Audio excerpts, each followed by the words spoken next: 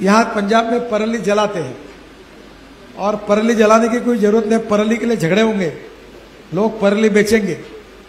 मैं ऐसा नेता नहीं हूं जो फुकट की बातें करता हूं, मैं जो बोलता हूं वो 101% डंके की चोट पर पूरा होता है। तो मैं आपको बता रहा हूं, जैसे फ्लैश के लिए मैंने काम शुरू किया, आज फ्लैश के लिए झगड़ा हो रहा है, हमको दो। अब पराली के लिए होगा, प्रदूषण नहीं होगा। तो पराली से हमारे यहाँ हम बायो सीएनजी और बायो एलएनजी बना रहे हैं। मैं उस एसोसिएशन का अध्यक्ष हूं। 185 प्रोजेक्ट है। मेरा खुद का ट्रैक्टर पहला बायो सीएनजी पे कन्वर्ट हुआ है और 5 टन ऑफ पराली is giving 1 ton of bio CNG और बायो एलएनजी। उसमें बस ट्रक चलेगी। तो मेरा साहब को अनुरोध है कि अभी 36 प्रोजेक्ट चालू हो गए पंजाब, हरियाणा और उत्तर प्रदेश में। इसकी अलग से स्टेट गवर्नमेंट पॉलिसी तैयार करे और पूरे पराली और बायोमास का उपयोग बायो सीएनजी और बायो एलएनजी बनाने के लिए करेंगे। तो ट्रक, बसेस, ट्रैक्टर चलेगी। किसान का एक ट्रैक्टर पे 1 लाख रुपए डीजल की तुलना में बचेगा और पंजाब का प्रदूषण कम होगा, पराली कोई जलाएगा नहीं। दूसरा जो मेरा उनसे रिक्वेस्ट है कि इथेनॉल, मैं खुद इथेनॉल 2 लाख लीटर बनाता हूँ। शुगर केन जूस से इथेनॉल, मोलाइसिस से इथेनॉल, कॉर्न से इथेनॉल। अब कॉर्न से और ब्रोकन राइस से इथेनॉल बनने लगा, इसलिए कॉर्न को भाव मिल रहा है, नहीं तो कॉर्न 1600 रुपए क्विंटल जाता है। और ये जो इथेनॉल बन रहा है, इसकी मैंने करीब 2 महीने पहले टोयोटो की इनोवा गाड़ी लॉन्च की। वो गाड़ी में 100% पेट्रोल और 100% इथेनॉल, कुछ भी डाल सकते हैं। दिल्ली में है मेरे घर पर, और वो वर्ल्ड की पहली गाड़ी है जो यूरो 6 के इमिशन नॉर्म्स को पूरा करती है। अब उसमें ऐसा है कि इथेनॉल का रेट है 60 रुपए, पेट्रोल का 120 रुपए, तो 60 रुपए बच गए।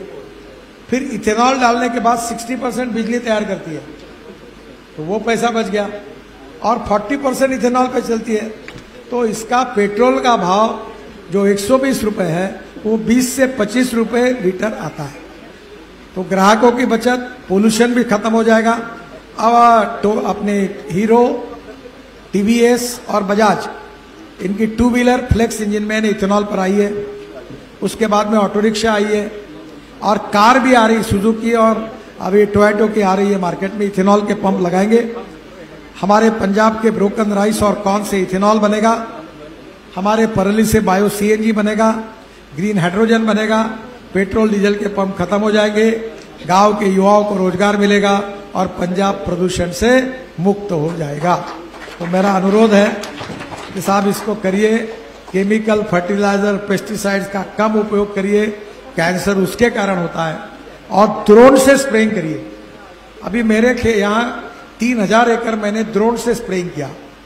और अब ये यूरिया जो है बहुत यूज होता है पंजाब में, तो 1 एकड़ में गन्ने के लिए 4 बोरे लगता था। अभी हम नैनो यूरिया आया है और वो ड्रोन में डालते हैं। तो मैं साहब को कहूंगा, मैं किसान हूं इसलिए मेरा डिपार्टमेंट नहीं है, पर मैं उनसे प्रार्थना करूंगा। तो वो nano urea equal to 1 bag, तो 2 बॉटल में काम होता है। क्यों? क्योंकि बॉटल जो डालते हैं वो यूरिया 75% प्लांट को जाता है, 25% वेस्ट होता है। और जो यूरिया फेंकते हैं वो 75% वेस्ट होता है और 25% प्लांट को जाता है। और ज्यादा यूरिया और पेस्टिसाइड वापरने से हमारे यहाँ कैंसर होता है। तो इसका उपयोग कम करने के लिए पंजाब के किसानों को ड्रोन दीजिए। अभी ड्रोन लिथियम आयन बैटरी पर है और ड्रोन जब इथेनॉल पे बनेंगे तो किसानों के तैयार किए हुए ईंधन पर लगेंगे, तो मुझे लगता है उससे कोई नुकसान नहीं होगा। मैं साहब को और एक कहूंगा कि अब हमने पराली से बिटुमिन बनाया, ये भी नीति आप बनाए, आपके एग्रीकल्चर मंत्री जी को बताइए। अभी देहरादून के इंस्टीट्यूट और नेशनल रिसर्च रोड ऑर्गेनाइजेशन ने 50 लाख का प्रोजेक्ट है और ये जो बिटुमिन है देश में 80 लाख टन बिटुमिन लगता है। 50 लाख टन इंडियन रिफाइनरी देती है, 30 लाख टन इंपोर्ट होता है। और इसलिए अभी हमने निर्णय किया है कि हमारा किसान जो अन्नदाता है वो इथेनॉल के कारण, ग्रीन हाइड्रोजन के कारण, ऊर्जा सीएनजी के कारण ऊर्जादाता बन गया। अब ये ऊर्जादाता का बिटुमिन दाता बना है। और अभी मुझे बताते हुए खुशी हुई है कि पानीपत में एक प्लांट मैंने आग्रह से इंडियन ऑयल को डालने के लिए लगाया था। पराली से 1 lakh litre ethanol, 150 ton bio bitumen और हवाई ईंधन, जो हवाई जहाज चलते हैं उसमें चलने वाला ईंधन अब इथेनॉल से बनेगा। इस देश का किसान अन्नदाता, ऊर्जादाता विटामिन दाता अब हवाई ईंधन दाता बनेगा। पंजाब ये सबसे प्रगतिशील राज्य है और मुख्यमंत्री से अनुरोध है कि एक बार वो ये पॉलिसी बनाए, मैं पूरा उनको सहयोग करूंगा। एक आखिरी में मेरी एक बात है, यहाँ हम लोग एक बहुत बड़ा ब्रिज बना रहे हैं, शायद अमृतसर रिंग रोड पर ही बना रहे हैं ना, तो वो केबल स्टेट ब्रिज ब्यास नदी पर एक्सप्रेसवे पर दिल्ली कटरा जो अमृतसर में आएगा वो उसके स्पर पर है। तो वहाँ दो हमने बड़ी व्यूअर गैलरी बनाई है।